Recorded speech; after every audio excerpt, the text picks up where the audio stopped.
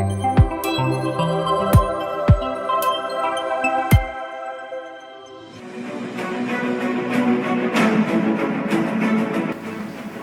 day and welcome to another session with the Wise Counselor. Today we are going to be looking at a topic which is how a lot of business owners are motivating their staffs to be stealing from them.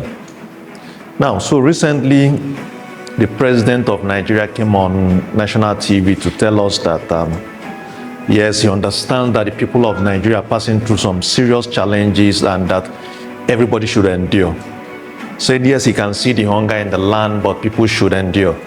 He can see the crisis, that the government is doing everything possible to ensure that Nigerians have a good time, but everybody should cut down on their expenses, cut down on their lifestyle. Now, we expect this talk to motivate Nigeria, but what did we see the president do? Within the last 2 weeks, he has bought a new plane, he has bought a new bulletproof Cadillac. He also bought a new yacht.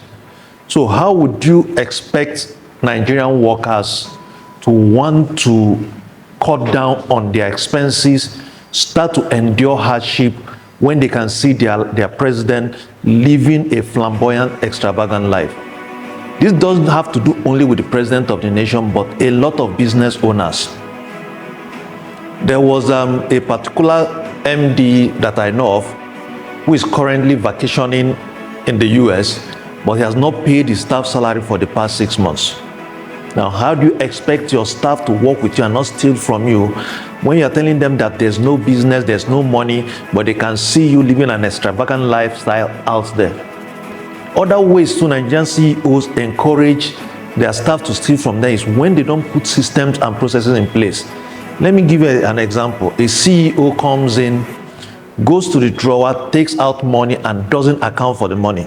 Because he fails to account for the money, he's motivating his staff to also take the money from themselves and also take care of themselves. The other way that Nigerian business owners are motivating their staff to steal from them is when they pay below average salary.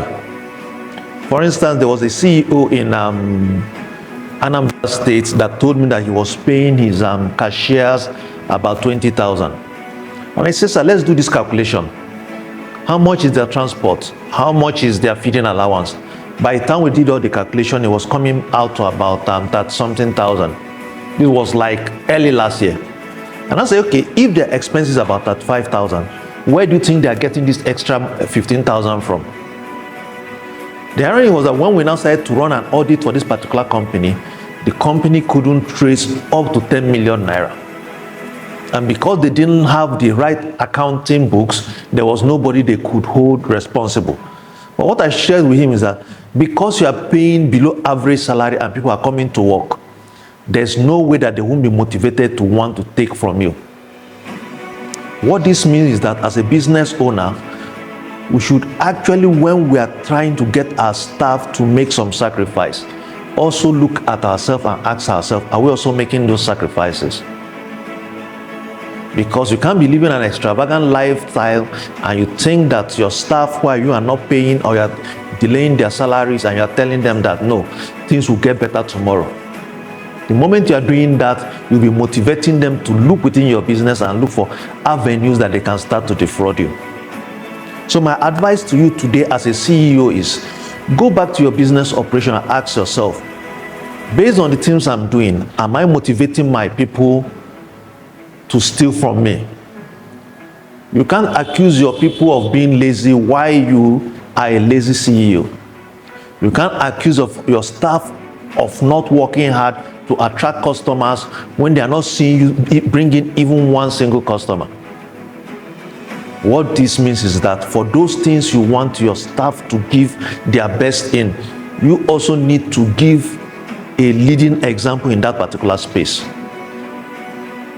If not, they will look at you and they'll be motivated to also find ways to steal from you or do things the way you are doing because you are not setting the right example to them. So look at your business and find ways of making this adjustment. I hope this helps you in your business. I hope this helps you to make certain changes because currently things are very difficult in Nigeria, and anybody who doesn't fix certain areas to position themselves and their business to survive in the current economic hardship, I can assure you that in the next 6 months we'll be out of business. Thank you for watching today, and see you tomorrow in our next edition.